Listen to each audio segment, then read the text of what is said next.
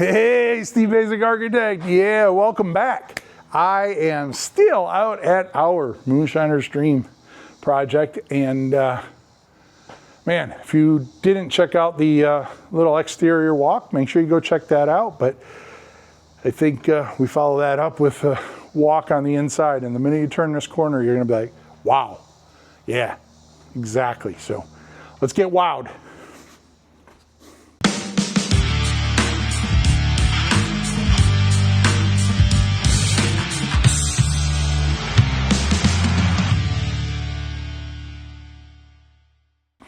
All right, so came inside here. Yeah, I'm looking up and I'm like, man, I love it. Remember what I said? We have a monitor up here, light monitor, clear story, whatever you want to call it. It's on the order of about 7 feet wide, and it extends about 80 feet in the building here. And if we look up, you can see the ceiling and the walls are all lined with a poplar up there, and it's absolutely gorgeous. So there is a bunch of movement in there, so you have to appreciate the movement, which I do, but it just feels like the ceiling's on the move. And we have all of that light, and that's gonna tie into a couple other details that we're gonna talk about. But let's talk a little bit about what are we doing in this big room. So everything on this side is pretty much dedicated to living room. You can see we have 4 pipes in the ground. Those are actually for recessed outlets that'll be put in the floor. We have here just a mock-up that the homeowner did. I don't know if I can pull it down, but this is called a mantle for the TV, and it actually pulls down and then you can turn it. You know, so if you're sitting over at the desk there, it's not going to sit down because the tension spring has to get adjusted to the weight of the TV and be able to pull it down. But what they're really made for is you could put this over a fireplace and then pull the TV down in front of the fireplace when the fireplace isn't in use. So you're not looking up at the TV, you're looking down at the TV. So living room here, nice big window looking out onto their property. As we come across this side here, we have the dining area, the lift and slide door that goes out to that outdoor kitchen lounge area, and then of course an L-shaped kitchen here and an island here. And then this is all following that lower sloped roof there. And then as we come into the hallway, the thing that I want to point to your attention to is when you look up, understand we're at 7 feet up there. We're down in the 7 or 8 feet maybe, because we lose about 16 inches, 18 inches on each side as it narrows.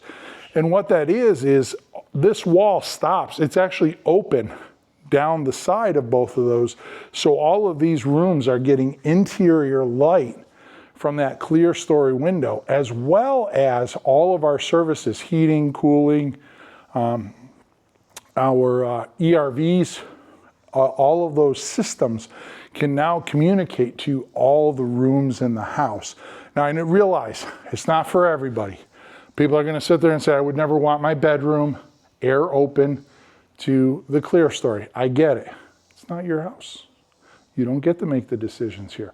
You get to offer your opinion, but you don't get to make the decisions. The decision here was to pull that out. The black pipes there, those are how we get water lines and such across. So when that gets all trimmed out, it'll just look like there are these black pipe braces up there.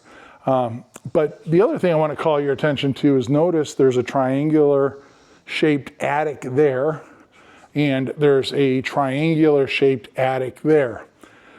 The roof system on this house is such that this is roof rafters, 5/8 inch zip, 2 inches of Atlas polyiso, and then another 1/2 inch zip on the top of it. So it's a sandwich panel. So a couple things. 1, we have insulation on the outside.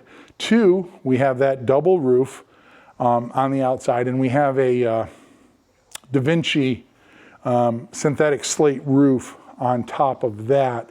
It's just hard to see all those things because there's such a low slope on the outside.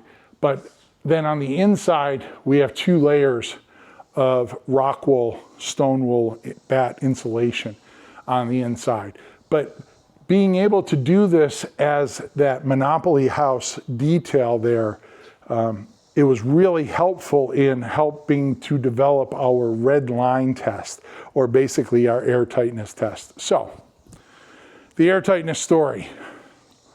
Dayton calls me and says, we did the blower door test. He goes, you're not going to believe it. Hit me. It was like 0.05. I said 0.5? He goes, no, 0.05. And I was like, wow, very good. Remember, 0.6 is passive house, and we're at 0.05. All right? So less than, I don't know, what's that, 8% of passive house. So pretty darn stinking good. I said, Clayton, no disrespect, but 0.05, like if somebody else tells me that number, I don't believe them. All right.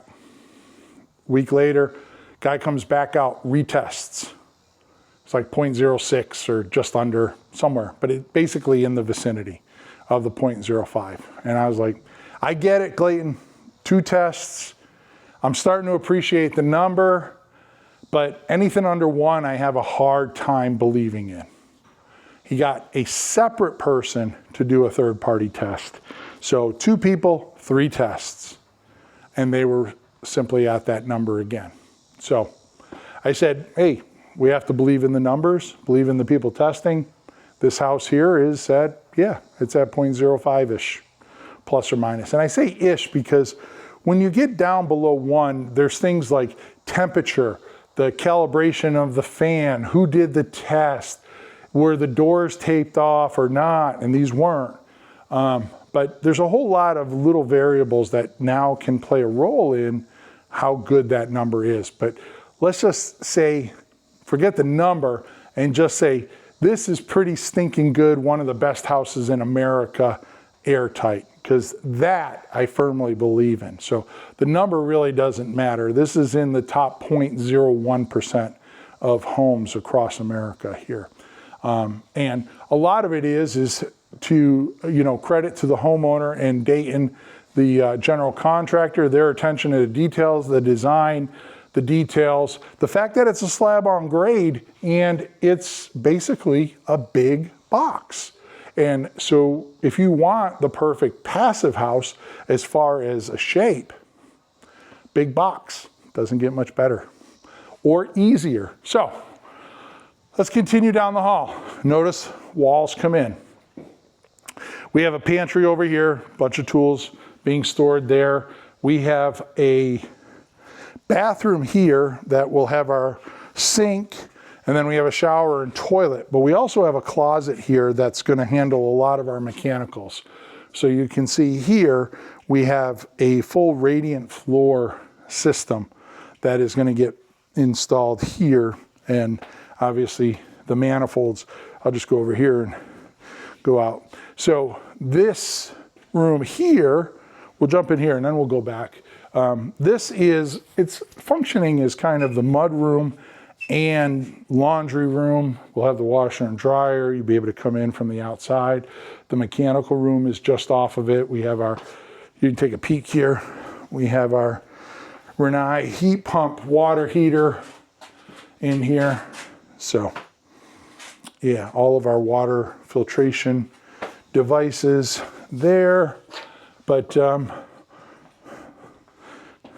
Beverly's folding ironing board that we had to have. And I don't say that by no means in a mean way. It's a custom house. This is your house. You should get exactly what you want. You want a folding ironing board in the wall? We put a folding ironing board in the wall for you. So let's come over here and we'll take a little talk here. Let's push this away a little. So you can see here, this is what I was talking about. We are pushed out, and when I look up, I can see that ceiling and monitor, and I'm getting some of that borrowed light down in here. We have it all insulated for soundproofing, even though it's going to be air open above there. Yes, but It's what the homeowner wanted. And, you know, I will say for years, I've had a number of projects where I thought to myself about like interior partition walls not going all the way to the end. How do we make the house more of a distribution solution? Because that's always the problem. We can build a really airtight house. We can build a very energy efficient house. We can get very energy efficient equipment. The challenge is always distribution. How do I get the cold air where I need the cold air? How do I get the hot air or the heat where I need the heat? How do I get the ventilation air to the places that need to be ventilated? And the more I connect the spaces, the better off those systems become and operate. So, as we walk down through here, what you're not seeing is right here, there's a little wing wall, and then there's two walls that go on a 45, and we have a bedroom here and a bedroom there. They have their own bathrooms. We respectfully have a bathroom there for this bedroom. And then over here, if I come in here and turn the corner, you can see this is where we'll have our toilet closet over there, nice big linen closet, vanity across that wall, and then in front of the window, we have the beautiful garden tub that we're gonna put in with a nice pair of barn doors on here. And then going over, if we walked out and then walked in this door, we have the other bedroom at the head wall. And this, of course, has its own bathroom here where we'll have a little recessed shower there, our vanity here, and our water closet over here. So in this case here, we actually have a urinal in here also, as well as a toilet. So true men's bathroom. And then both rooms come together as we have this full width walk-in closet that there'll be a door from each room that comes into here. And so you basically have his and her closets on both sides there. So anyways, how about this? I'm gonna take a walk around and you stand there and you just follow me because I think it's certainly worth just walking down. We'll close out the video down the end, but you know, if you want to focus on that light monitor and see it as we walk, I think it's just, I was telling the homeowner, John, it's like, I would find, 50 excuses a day to walk down this hallway just to look up and walk along that light monitor. So, anyways, we're out here in the main room. Hopefully you enjoyed that. If you subscribe to the channel, thank you very much. If you are not a subscriber, smash that subscribe button, go tell all your friends.